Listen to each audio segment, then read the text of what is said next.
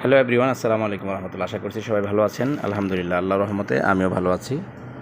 অনেক ভাই আমাকে পার্সোনালি প্রশ্ন করছেন, ভাই এই মুহূর্তে কি ফ্রি ভিসায় আসা ঠিক হবে কি না। আসলে মূলত আজকে তাদের উদ্দেশ্যে এই ভিডিওটি করা হচ্ছে। ভাই আপনাদের যদি আমি এক কথায় বলি, তাহলে এই মুহূর্তে ফ্রি ভিসায় না আসাটাই ভালো। আর এখন কিন্তু অ্যাভেলেবেল ভিসা আছে, যেগুলা কোম্পানি ভিসা, ফুড ডেলিভারি থেকে শুরু করে তারপরে বিভিন্ন ধরনের কোম্পানি কিন্তু আছে।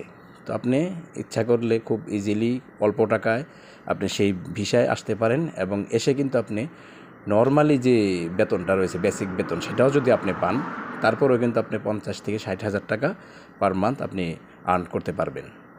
তো এই মুহূর্তে আমার মনে হয় না যে ফ্রি ভিসায় এসে সব কিছু নিজের উপরে নিয়ে এত পরিশ্রম করে মোট কথা এত যায় ঝামেলা করার কোনো মানে আছে।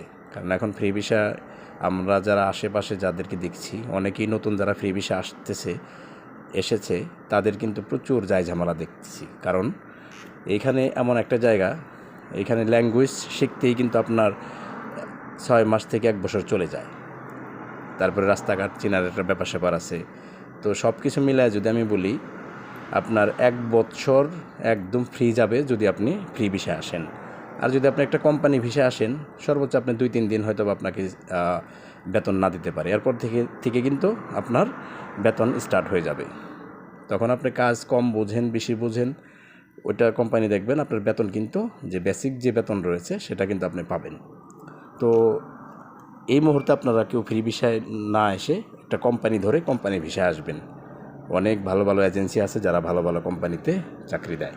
তো সবাই ভালো থাকবেন, সুস্থ থাকবেন। আল্লাহ হাফেজ।